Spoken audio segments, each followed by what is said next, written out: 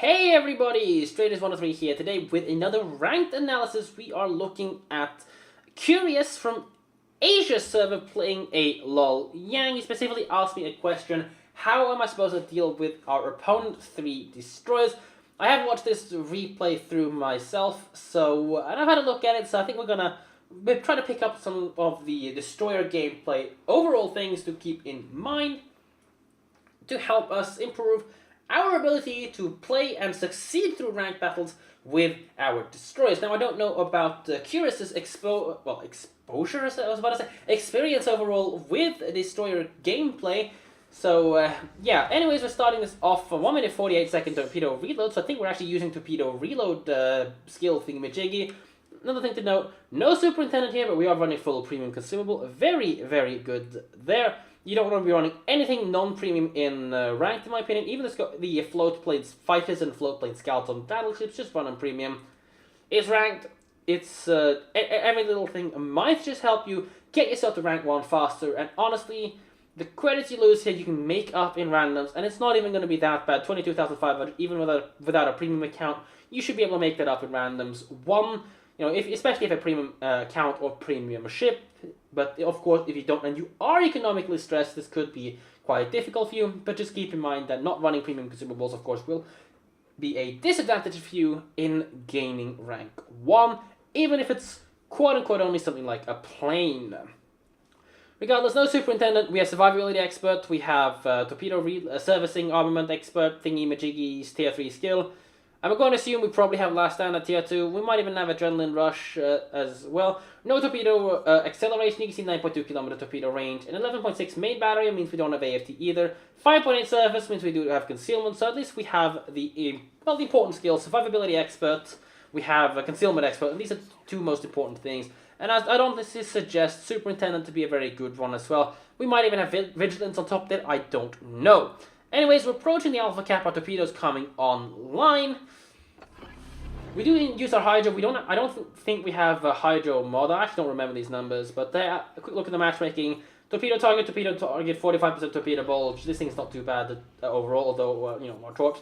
We smoke here, and this is the first mistake in my opinion that we made. Of course, hindsight is 20/20, but considering the fact that it's double Harekaze is something I was about to come to, and a LOL Yang, which would be equally spotting us. LOL Yang and another Harekaze spotted, and the fact that we have not spotted the target back means that we are definitely against a Harekaze. He has smoked, so we do know that the guy is not running... oops, let me just get rid of that once. We do know that the guy is not running torpedo reload booster. That's useful for the team on our side here. But we basically just put down a smoke screen that we can't use ourselves because we need to do full speed torpedo evasion at this point. We successfully dodged torpedoes, however, this smoke screen is not in a position where the pudding can use it, which is kind of unfortunate. We don't have it for ourselves, so we can't, just go and... It's a Taiwan ship. I don't really know what to say. I mean, if it's German, I'd go Anschluss the smoke screen. If it's Russian, I'd go requisition the smoke screen, or liberate the smoke screen, or colonize the smoke screen, but I don't know what to say for the Taiwanese. Or even Chinese ships, for that sake. So, whatever. But regardless, we push up, 10 seconds left on our hydro, we do actually catch Harekaze, taking a bit of a torpedo drop at that. The guy's open fired now, so Prince Eugen should be able to do something about that. I mean, even if we did smoke the Prince Eugen, he would not be able to fire the main battery against the destroyer without getting spotted anyway, so it kind of doesn't matter. That's one thing I don't remember if I did mention or not, but our anti-aircraft was turned on, so it gets ourselves revealed there. They probably spotted the torpedoes, so Harekaze is never going to take that, Turbis is never going to take that, but that's not the issue. The issue at hand here is that we do get ourselves spotted, which means that they know where we are, which means they have an expectation about things that they're paying attention. Now, this should be the last zoom in to get rid of that, hopefully. Anyways, 5 seconds left on the smoke screen so we can get a little bit of plink damage in. I would personally have shot Harekaze. 7 kilometers away is not too bad. And I would not have shot the last salvo there because it's going to get us revealed. Although we actually do get instant recloak, but we don't seem to have recognized that early enough, so we immediately shoot again and get ourselves detected. If we lose it... Ooh... Wait. Hold on. Was that a 10 centimeter shell or a 10.5 centimeter shell? I'm actually not sure. But Harekaze is running IFHE, he can shred us. Now, of course, because we fired and, these guys can't spot us, this guy can't spot us, so we know that something was behind us there as well, temporarily able to spot us. Again, giving us some information, that's the thing we need to keep in mind. Even if it doesn't give the rest of the team information, it gives us some information. Regardless, I press the P button or whatever you've bound it to. I know Aaron has it rebound to, I think, G or H or something like that. If you find that more practical, rebind your anti-aircraft, your secondary armaments or your automatic armaments, as secondaries aren't automatic, but to rebind your secondaries and anti-aircraft, switch basically to a button that's more accessible than the P button on most standard QWERTY keyboards. But yeah, something to keep in mind. Regardless, our next smoke screen is coming online. Torpedoes coming our way. I don't think we have vigilance because these are Kagero torpedoes, stock Kagero torpedoes. I know Harekaze, but Harekaze is just a stock Kagero with the ability to mount the 10cm cannon. We now are spotted. I would instantly mash that smoke button right now. I've watched this in the in the replay, and this is a mistake because watch the health we're about to bleed. And yes, for your information, both Harekazes do seem to have IFHE. So, yeah, and there you go, bam, more shells coming in, bam, bam. Ooh, it's really unfortunate because we're down to 7,000 health, which puts us at a disadvantage because their stuff's a lot more healthy. I would mash that S button because any more, we could still potentially be finding ourselves under the attention of more main battery. Thankfully, the Harekaze missed us. He actually shot that without the lock, so I don't think he actually got the wargaming, I'm guessing it's a aim adjustion or the precision mode for him. And the second reason why we want to stop smoke and reverse towards them is because we had Hydro active, so we're not going to be at risk of getting torped. So, if they torp behind us, it means we can go forwards to escape while still having some smoke screen space to run with. At this point, we don't. So if we had gotten unlucky with some smoke, timings, and them spotting us outside of it due to the shooting or anything, it could be kind of bad. Anyways, that turret's, I don't think, flooded, because they didn't actually take any ticking damage from the initial torpedo. So, you're pretty much always taking the initial one, so... guess you could have maybe paid attention to the health there instead of typing in chat. So of course this is just nitpicking everything. Just something I'm trying to pick up. We do spot some more torpedoes, and we even spot Harekaze coming through. I think we're probably typing right now, so we don't get to see that. And it's with this being Asia server, we're probably not going to always have people being able to respond. Maybe they don't even speak English. Who knows? Anyways, we're shooting through the smoke screen against slowdown. First couple of salvos were a bit horribly aimed in terms of the lead, so unfortunately we don't actually get to pick up more than one hit, so we're basically down to sub-half health, and we really haven't achieved much ourselves. So, yeah. The thing about engaging destroyers overall is who can basically protect health better, and a lot of it is about being able to utilize your consumables correctly. So the first smoke screen, like I mentioned, I think was... bit of a waste. This torpedo salvo is a bit too snapshotted. I think half of those are going to go into the island, or at least one is definitely going to go into the island. Probably two, because these things do kind of extend. And there we go, two of them hit the island, which is a bit unfortunate. So we basically just lost, we lost a fifth of our total torpedo salvo there to the island. But yes, it's about protecting health, because it's an incredibly important consumable for us. That is our health, because it is something you can trade.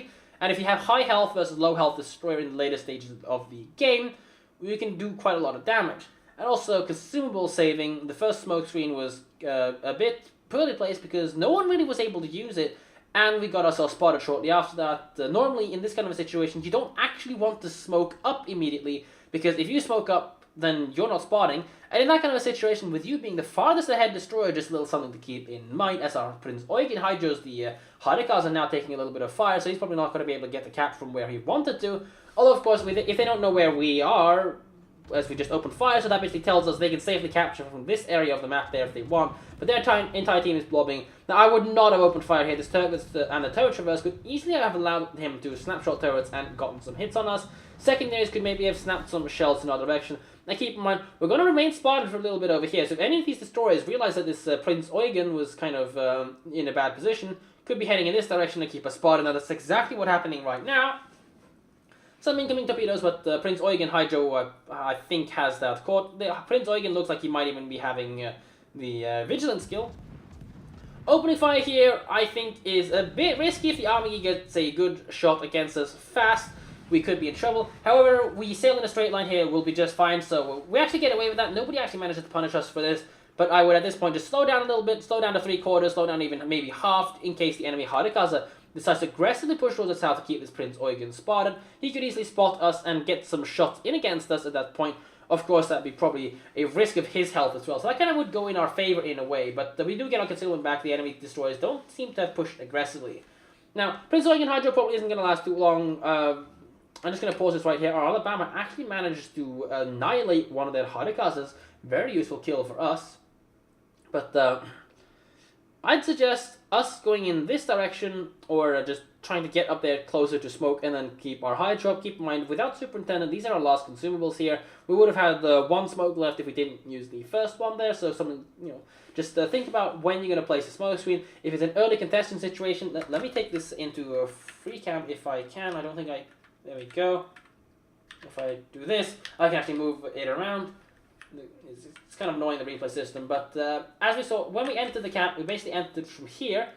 And in this kind of situation, if you just go like tuck yourself in like this, remember battleships, they at best do 30 knots, we can do 40 knots in some of these destroyers, especially Harekazes, and likes like that have the engine boost, they can force themselves to move a little bit faster, which means that any ship that's crossing in this area is going to get spotted by us. And if we're in this kind of an area, the battleships that are over there, especially if we're close to this island, they can't actually shoot over this. Let's have a look at this island, get down close to it, and you can see, with the enemy team being Turpitz and Armagis, they don't actually have any of the US type that can just launch over this, lob their shells over this island effectively. Maybe they'll clip us with the superstructure, they'll clip 1 or 2 shells on us at best, but just being able to be here basically gives us a 5.8 kilometer warning of Lol Yangs, and of course a 5.5 kilometer Hydro zone that's going to spot stuff through this island, which means the enemy can't get up. And remember, we have a Prince Eugen that's basically been doing the exact same thing. They are to go not able to do that. Anyways, getting ourselves back in the game, we're launching some torpedoes towards the area of the smoke screen, and we're heading towards our friendly battleships. There's no point in smoking them up. Let me take control of the camera. You can see Armagi and Turpitz are healthy enough. They don't need any smoke screens, so I would just try to get myself towards the island over here, tuck ourselves behind it. I would definitely not fire this salvo right now. This is definitely just going to reveal ourselves, and this guy can shoot us, the Harekaze they can shoot us. Sure, these guys can't, but we're probably going to be taking quite a heavy beating here.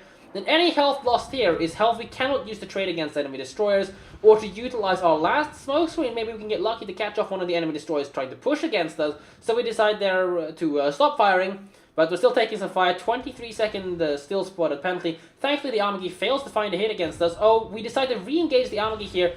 No real reason whatsoever not to use our smoke screen here if we want to engage, pick up some damage, or be annoying overall. Losing a ship here is losing points for the team, losing an additional Hydro ship, losing health, and losing an ability to torpedo. Even if our torpedoes don't find any hits, they're still being a threat, their existence is still being a threat, and of course the destroyers will still be worried about us. Anyways, we finally go concealment, decide to open fire again. This is definitely a very, very bad play here.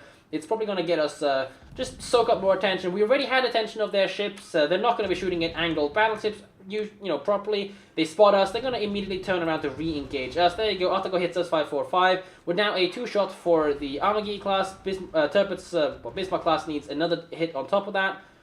There is, at this point, absolutely no reason not to just go conceal. And there we go. We get ourselves out of the spotting range, so we're actually kind of concealed at this point in the time, which isn't too bad. We're low on health, which means that we are in absolutely no shape whatsoever to engage any destroyers. We need to stay about 6.5, 7 kilometers away, give a good curtain for enemy destroyers to work with. And low HP destroyer does show up, but we are not in a position to engage that. However, Prince Eugen with the hydroacoustic search and maybe some allied battleship fire could knock that Lol Yang out.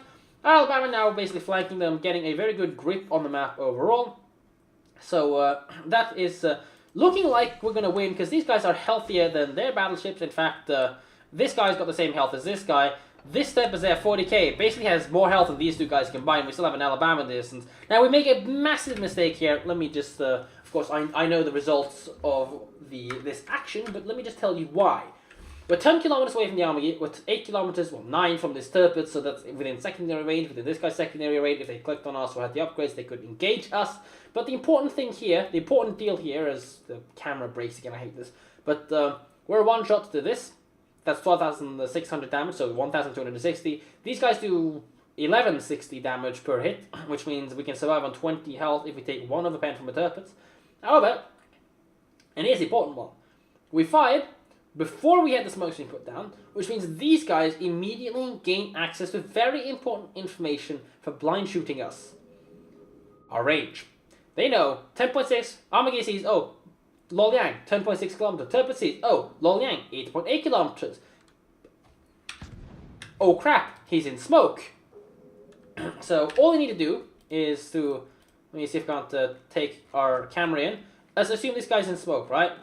I know he's 8.8 kilometers away. I can't see his shit, but okay, I'll just line up the this range indicator here and go 8.8, 8.8. We can see the traces coming from the guns. 8.8. Let me actually look at this guy because he's the one who's spoiler alert gonna kill us. But yeah, like 10.6 was his range. I'm kind of closing. I need to aim at about 10.4 because I'm getting closer to him slightly. For example, okay, you know. Okay, we can see his main guns, and let me just go a little bit farther ahead, and there you go. This is an important thing to keep in mind about smoke shooting. We can see his shells coming, so we're like, alright, I know his horizontal positioning, so I know his azimuth, basically. I also know his range. Aim up, 10.6 kilometer range, bam, shots in the air, and because we're not moving inside of the smoke screen, we put it on a very small screen.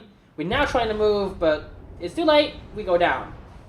So, the blink damage there against the battleship pretty much took away any ability for us to contest their destroyers there.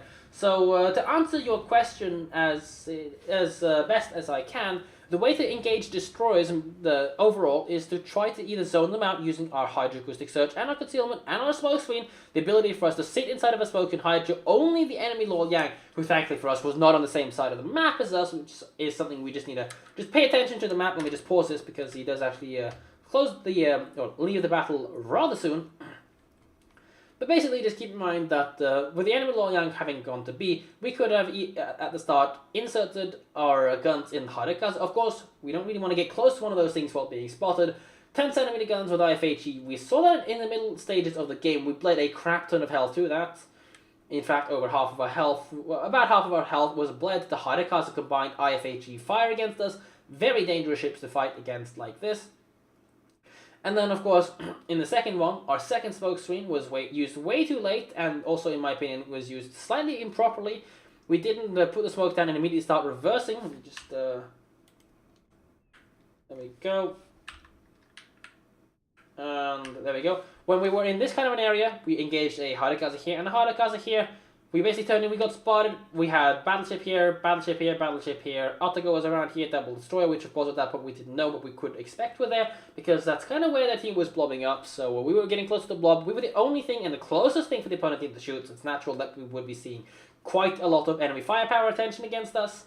So immediate smoke there would conceal us. Immediate stop, drop, and reverse. Try to get the smoke screen as close to the enemy team because we have hydroacoustic search. They don't, and we knew that Lol Yang was somewhere around the area over there, so I believe he was still reasonably spotted. But either way, stop, drop, fully conceal ourselves, then run if we have the intention of just GTFOing and advancing in the opposite direction. Otherwise, we could potentially have used the smoke a little bit to distract them, shoot a little bit, and then, you know, because they don't want to push you because they know you have hydroacoustic search, and if they push you with hydro, they're going to bleed a lot of health to you. So that's another way to deal with destroyers. Get in their faces, smoke up, hydro up, shoot them. Because they can't really do much about it other than basically die or lose one destroyer to push physically into you and then IFHE DPS you down with the other Harekaze and the combined battleship firepower. But that's still a trade that goes in your favor because you're delaying them. Although it's not the best trade in the world, it's still a trade that goes in your favor. It's a 1-to-1 destroyer for destroyer kill. And you're just slowing down the battleships, slowing down their destroyers from being able to re-enter the game in a situation where you're already advantageous. Of course, it does lose your ability to contest into the game later on. Anyways, I think this game looks like it might still be a victory. You know, the Turbis is low HP, this guy's low HP, this guy's low HP. We have an Alabama coming behind, he's healthy. This guy was somewhat healthy, and it's an Armagi running away, so Turbis and Turbis can do a ground total of nothing to him. But overall, I feel like we never actually really got to contribute too much. Plink damage against battleships basically got ourselves killed, and shooting at battleships, getting ourselves spotted, means that they know where we are, they know our range, they can know where to expect torpedoes from, and Lol Yang torpedoes are not known for their incredibly high damage, only being able to do about 12,000 at best, compared to that of the Harekaze torpedoes, which does 17,233 with, I think it's 67 knots, or is it 67 knots speed and 10 kilometers range, if I remember correctly, or was it 63 or 61 knots? It's a stock cargo torpedo. Definitely not too bad of some fish to send out compared to that of ours. And of course they reload faster as well, because we got 5 tube launchers, he's only got 4. Anyways, that's really all I think I have to comment about this Loyang replay. Be aware of the consumables. Try to get Superintendent on your captain if you don't have it. If you have a 19-point captain, I suggest respecting for Superintendent. Be more liberal about using your smoke screen when you think you're going to take fire. Holding the second smoke screen lost us, I'd say, 3,000 to 4,000 more health than necessary. If we smoked up immediately, we take one salvo each from the Harekaze. Atago and the battleships would never be able to turn around to engage us fast enough. They'd be shooting blind, so therefore they'd be ineffective against us. And of course, the last smoke screen. If we want to plink against battleships, do it from either behind islands, over islands, around corners, or from smoke screen. Never do it spotted when in a ranked battle, because you're going to find yourself the attention of the enemy's fleet, because they want to get rid of destroyers, and pretty much giving away our ship like that, in this sense, we're now points disadvantage could actually result in a defeat if the enemy team successfully pushes through, because we're actually in a pretty significant ship's disadvantage right now. Kagero and Loyang lost, with only one Loyang left. They still have 1, 2, 3, 4, 5, 6 ships left. 2 of them are destroyers, and our other Loyang is now alone versus 2, so he's not able to pick them up anymore. Prince Eugen and Alabama, sure, they're flanking. This guy's low, this guy's low, this guy can easily be made low, but these guys will be pressured by both their destroyers spamming torpedoes at them, and these guys are being pushed away by these guys over there. So I don't actually know the results of this battle, because we do leave it early, and there were no post-battle results screens provided. So let's just play until this ends. But yeah, other than that, there we go, the replay ends. Would just like to give a little, I guess, notice. I've been thinking about setting up a Patreon page overall, and I mean, you know, I've been thinking like what kind of rewards to give. I would like to like be able to go further than this and be able to provide you guys like maybe some of you know the cinematic replays. You know, once a month I'll do one cinematic replay from someone, or you know, play with me offline. Something that I've actually gotten some requests from people that want to play with me, want to ask me and pick my brain about how to play World of Warships without being on stream, for example. So that has basically led to me to currently, with my time schedule situation, to come up with these 2 reward tiers that I think, if you have any ideas about this, please do post them in the comment sections down below. Priority on replay analysis. Right now, even if I was to continue, with doing, let's say, 2 replays every single day for the next 2 weeks, I'd still have replays left. And that's not considering that you guys are continuing to send your replays in. I really, truly enjoy you guys sending these replays in. I love watching them, and I really hope you guys can find these things useful in helping you guys improve your gameplay overall. But I don't like paywalls. I'll put it this way. I believe that the replay analysis is a service I should do to the community for free, and I intend to continue doing them for free. But I am thinking to do some priority days where I'll put the replay analysis from priority senders, if you want, supporters, first, and put them above the priority list for everyone else, and on every other day, so that'd be Tuesdays, Thursdays, and Saturdays, or maybe even scratch the Sunday there from the priority list, and or something like that, and then have other days be normal replays, so I'll be able to continue working on both queues at pretty much a similar rate I am right now, but at least let the people that do want to support me get something out of it. And then here's another one I think could be pretty nice. Private replay analysis. Not everyone feels comfortable having the gameplay picked apart publicly, so I would like to be able to do this for you guys unlisted, so that nobody other than you can see it.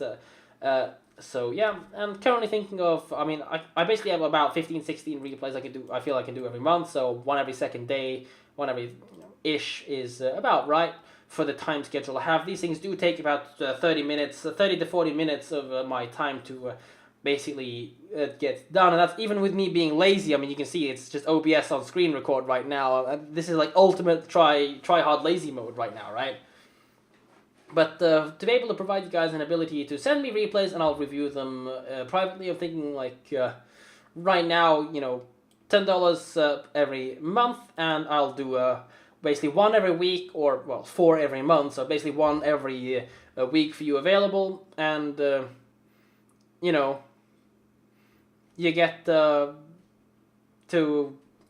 have your gameplay reviewed just like these replay analysis, but only for you, no one else to look at, no one to laugh at you, just you and your gameplay and my opinions about this.